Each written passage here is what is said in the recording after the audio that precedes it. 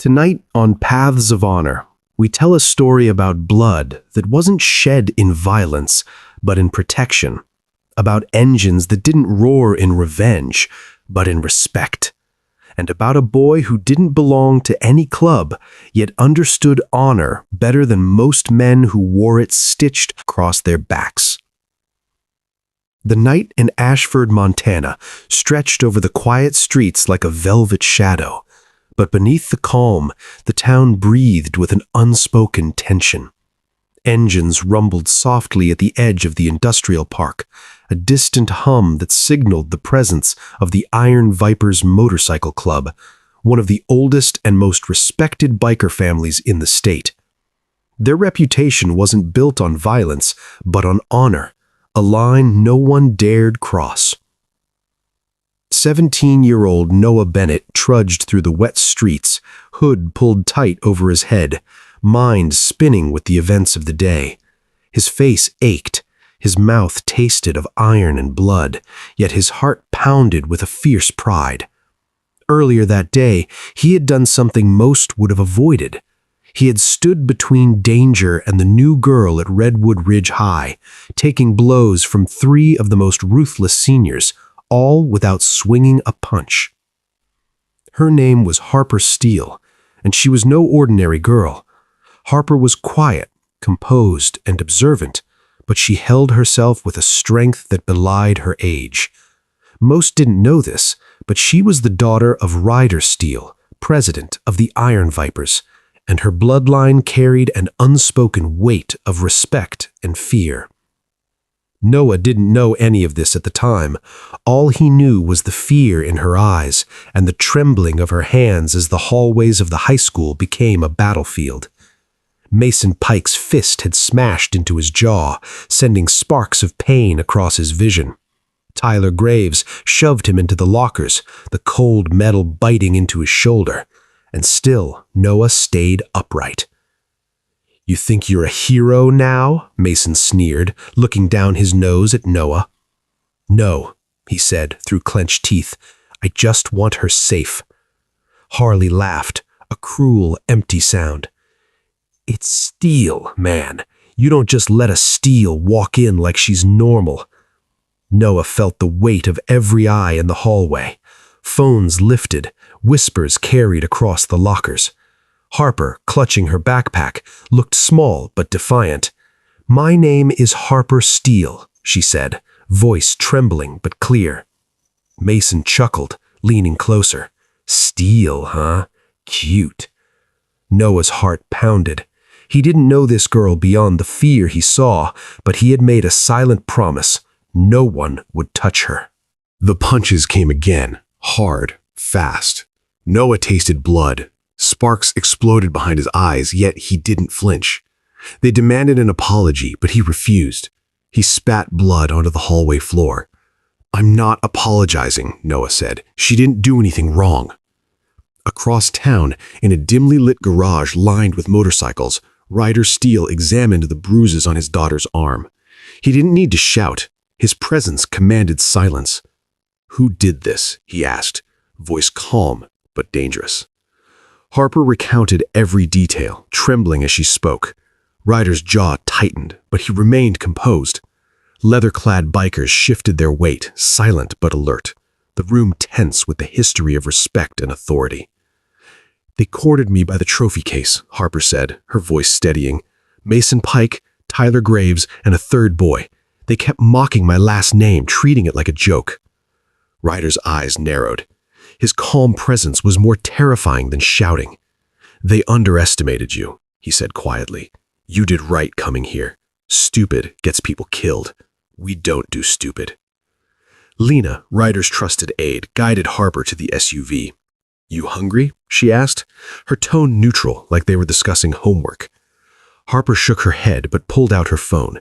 She searched for Noah's number, realizing she didn't have it. Gratitude felt too small, and silence weighed heavy on her chest. Back at his trailer, Noah sat on the edge of the bathtub, pressing a towel to his split lip. His mother, Clara Bennett, coughed in the next room. He tried to appear calm, but inside he was shaken. The events of the day had left marks beyond bruises.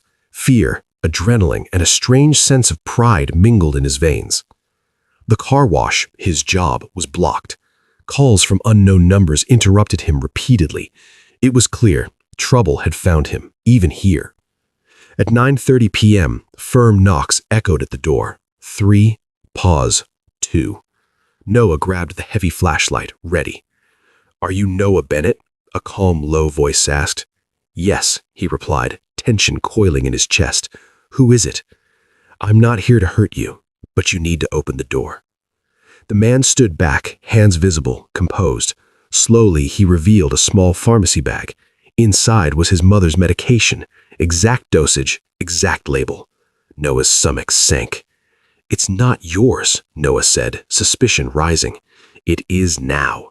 Keep her alive. Trust me tonight. That's all you need." Noah's pulse raced. "Who are you?" "Rook," the man said, "and people call you Noah Bennett." Now the picture became clear. Harper's father, Ryder Steele, and his allies protected what mattered in ways that didn't require police. Loyalty, honor, and justice were lived, not enforced. Rook handed Noah a card, Carrara Holt, attorney. He explained the stakes. School authorities, sheriffs, council members, they could pressure Noah, threaten him, manipulate him. But honesty, patience, and guidance would keep him alive. Days passed. Noah obeyed instructions carefully. He checked on his mother's meds, avoided confrontations, and endured the school social storm. Harper and Noah became allies. Slowly she smiled, trust forming in the small, quiet moments, lunch tables, library corners, hallway glances.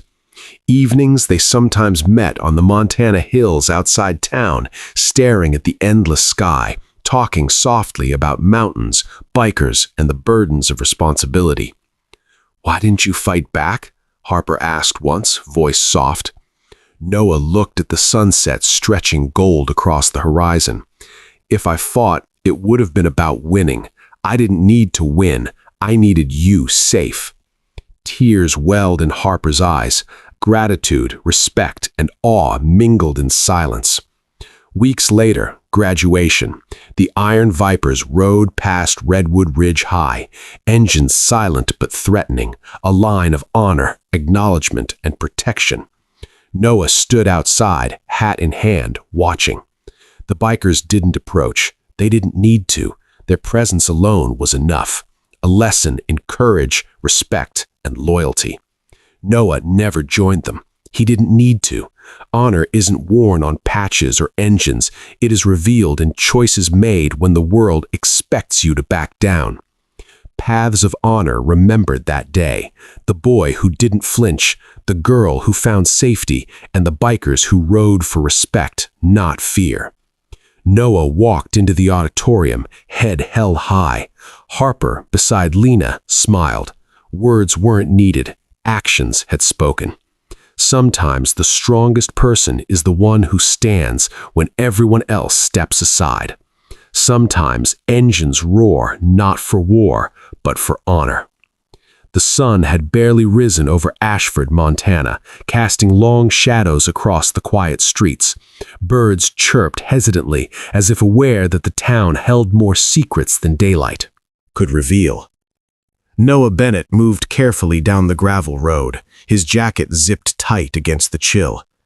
The bruises on his face throbbed, a constant reminder of the previous week's confrontation. He had learned quickly. Standing up for Harper Steele was no small feat. It had marked him, not only at school, but in the quiet networks of the town where loyalty and fear intertwined. Harper's voice came to him as he walked. "Are you coming tonight?" she asked softly through the phone. Her words carried an edge of cautious excitement. Harper's father, Ryder Steele, had allowed them a rare evening off, a simple ride through the Montana hills in silence, away from prying eyes. But for Noah, even a ride felt like walking on a knife's edge.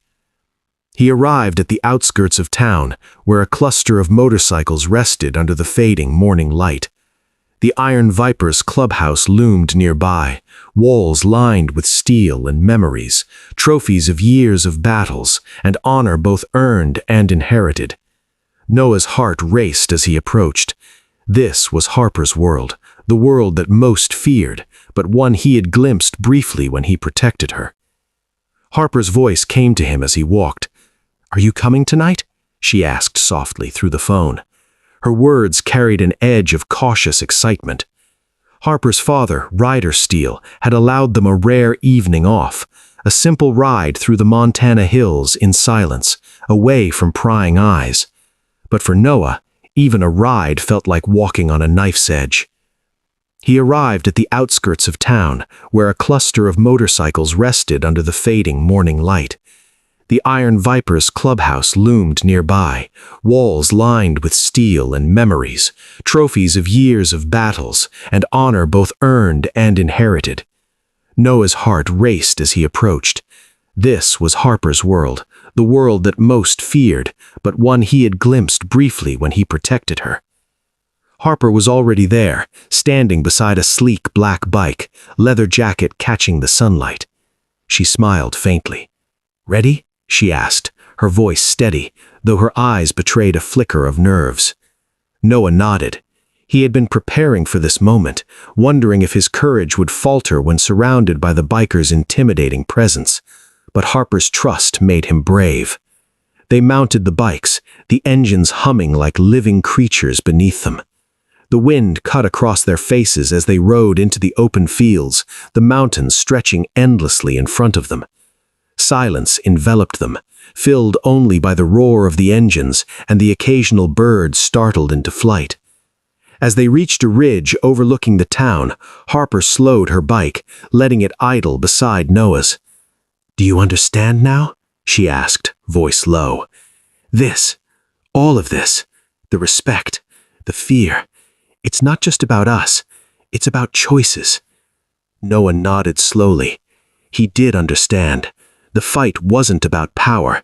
It was about protection, loyalty, and doing what was right, even when the world tried to twist it. Their quiet was broken by the rumble of more bikes. From the shadows, Ryder Steele and a few senior Iron Vipers approached, their engines low and deliberate. Ryder's gaze fixed on Noah. "You're still standing," he said, a rare edge of approval in his voice. "Yes, sir," Noah said, keeping his eyes on the road ahead. "You've got guts," Ryder continued. "Guts and judgment. Most kids don't have both. You've got a choice, Noah. Protect or pretend you don't see the world's cruelty. So far, you're proving you can do both." Noah's chest tightened. Praise from Ryder Steele wasn't casual. It was measured, heavy with meaning. Harper's hand brushed his briefly, grounding him in the moment. Back at Redwood Ridge High, the social landscape was shifting. Mason Pike and Tyler Graves were restless. The hallway confrontations had made them targets in a way they didn't anticipate. Noah's stance against them, combined with the rumors of Harper Steele's father, had turned their pride into insecurity. School wasn't safe anymore. Not for them, not for anyone who overstepped the invisible line drawn by the Steele name. Every glance, every whisper, every phone recording carried weight. Noah had learned the importance of subtlety, patience, and awareness.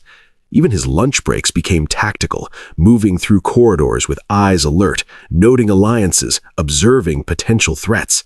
Yet danger wasn't limited to the school. Across Ashford, Councilman Mason Klein fumed in his office. He had heard of Noah's stand and saw it as a challenge to authority, not just in the halls of Redwood Ridge, but in the quiet power dynamics of the town. "We can't let the Bennett boy get away with this," he muttered. Calls were made, sheriffs alerted, eyes watching. But the Iron Viper's network moved faster. Loyalty, influence, and a code of honor protected Harper, and by extension, Noah. That evening, the ride back from the ridge was silent at first. Harper broke it. "Do you ever think about the consequences?" she asked, kicking dust with her boot. "No," Noah admitted. "I think about what's right." Her eyes softened. "That's why you survived today, and why you'll keep surviving. But it's not just about being brave. It's about knowing when to stand and when to wait. Timing is everything here. Noah absorbed her words, feeling the weight of wisdom beyond her years. He realized that Harper's life, and now his, was intertwined with a code far older than high school drama, a code of paths of honor.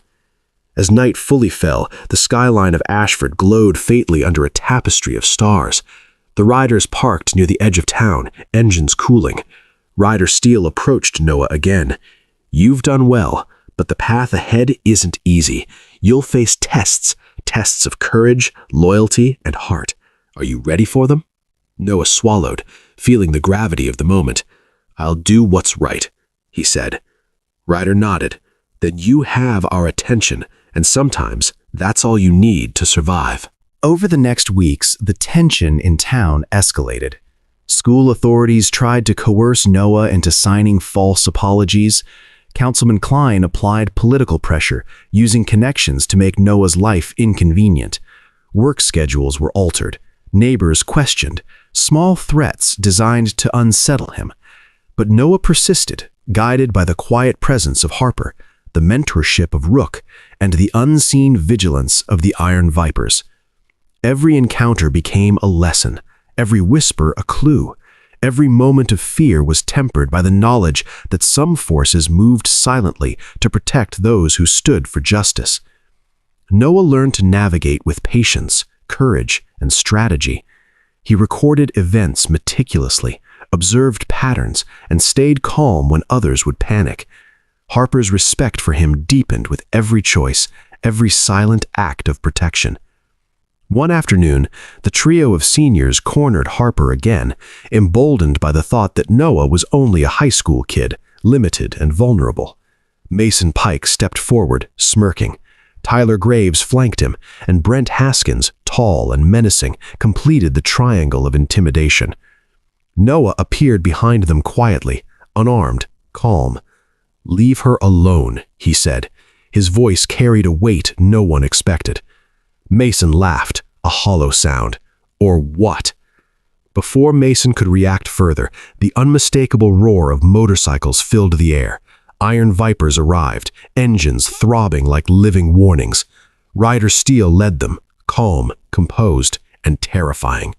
The seniors froze, realizing the depth of the world they had entered. Ryder spoke quietly, but with authority.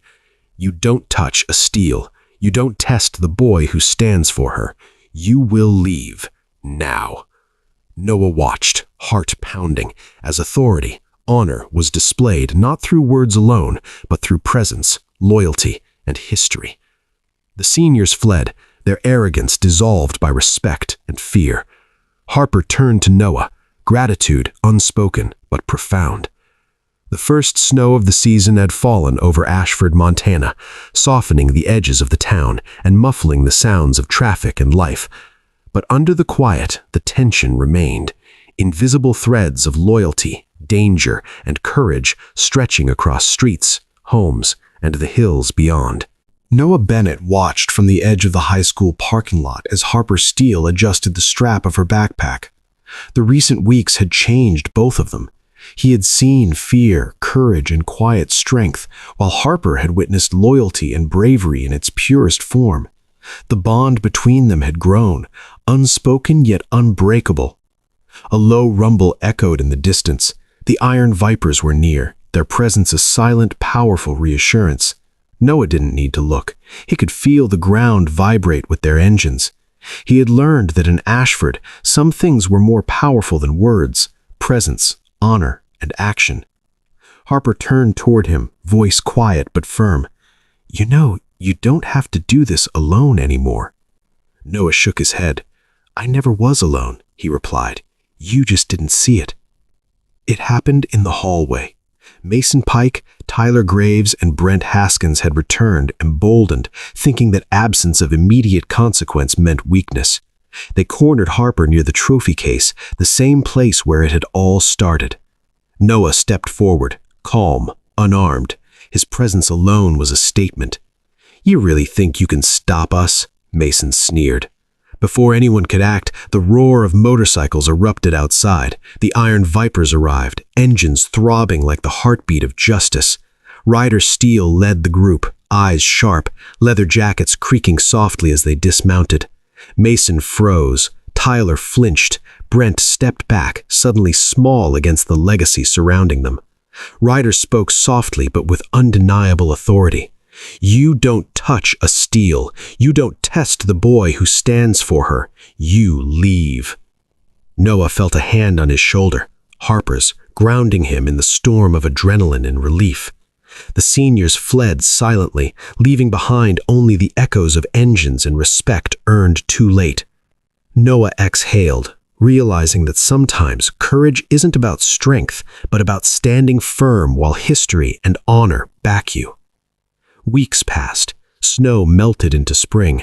Noah's life began to stabilize. Work resumed, school became manageable, and the threats from political influence and council pressure faded into cautionary tales whispered among peers.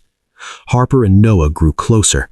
They studied together in quiet corners, shared laughter during lunch breaks, and talked long into the Montana nights. Harper introduced Noah to her father's world carefully, the clubhouse, the motorcycles, the code of loyalty, and the deep respect for those who lived by the paths of honor. One evening, Ryder Steele spoke privately to Noah. "You've proven your loyalty and courage. Not many would stand as you did. Paths of honor aren't written in ink. They're written in actions." Noah nodded, absorbing the weight of the words. Harper appeared beside him, smiling. The city lights reflected in her eyes, a mixture of mischief and gratitude. "You know," she said softly, "you didn't have to do all of this, but I'm glad you did." Noah chuckled faintly.